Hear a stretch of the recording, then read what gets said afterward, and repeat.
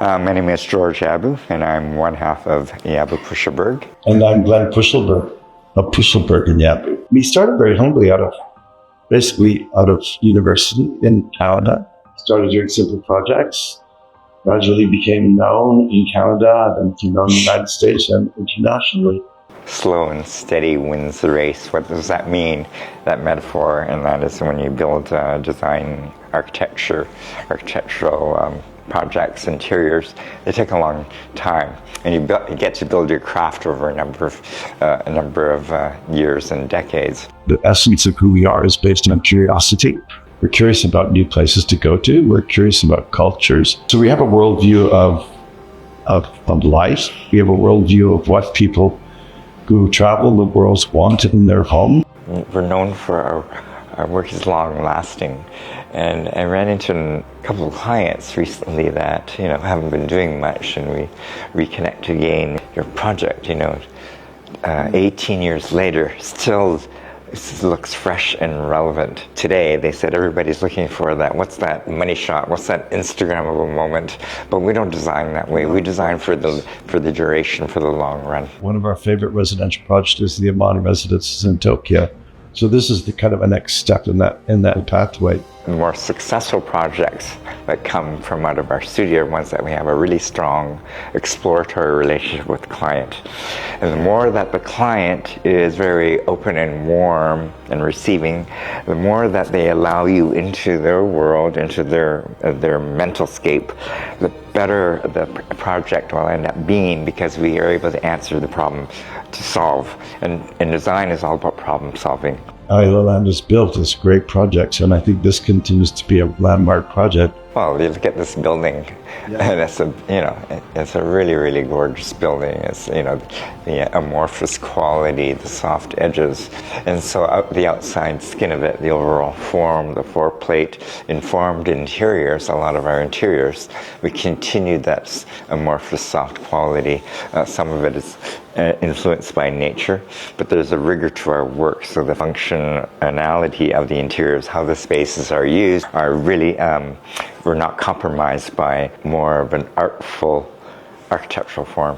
We think about how people live today. They live in a more fluid way. We like to live with choices. Like, we don't enclose our kitchens from our dining rooms, from our living rooms anymore. We flow. We also have to insert, I wouldn't say the rigidity, I would say the practicality of right-angled spaces. Because when you talk about shelving, you talk about hanging, you talk about kitchen storage, pantry storage, all of those necessities, it would be incongruous to work with this fluid forms of the walls. I was thinking about some of the amenity spaces, and we had a little bit of fun with the spa. This is a great project because it has a spa like a 5-6 star hotel does, and we made it more grotto-like. There are no straight walls in here. You move in and out, and it's more womb-like when you're in a place where you want to relax, have a massage, have facials, whatever, to have not.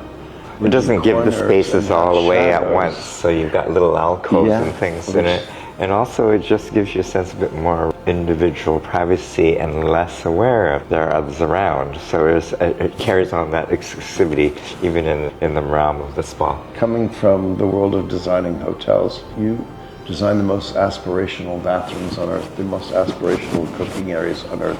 And we learn from that when we apply those principles to designing homes or residential projects of this nature. Think deeply about how people live in a contemporary world, and how people live temporarily in hotels and then permanently in residential projects. So the ideas flow from one typology to another. I think we can live in this place. I would live in this place in a second. We're big on textural qualities of materials. Sure. And those textures give a lot of more interest, which compensates for a little tighter range in nature's color scheme. We truly believe that it's important to keep things simple. Yes, of course, we need to adapt it to new technologies as you live in a home, but to do it simply. The beautiful organic amorphous quality of the building itself has that counteracts, has that familiarity and that warmth, and fights against the psychological austerity and coldness that People think technology comes with technology. It sort of works in juxtaposition. Technology always advances. Yeah. But the quality of living is always maintained through our design that we created. You know, you have a full floor in this project. You have a Amazing. panorama view 360-degree of view. Manila.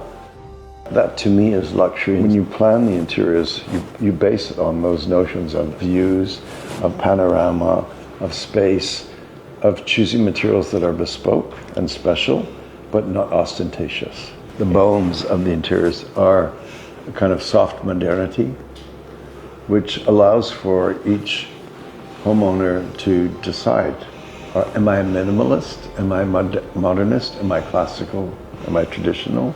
Am I eclectic? And we think about those issues because it is one's home. And so by building a good bones, that the scale proportion of spaces are done well and they're detailed properly, you can express yourself in the mood that you wish to capture. This is a perfect architectural masterpiece if you're fortunate enough to live in it. We took home for granted before, but now we realize that home is really, I mean, this sounds trite, but it is where your heart is, where your soul lives.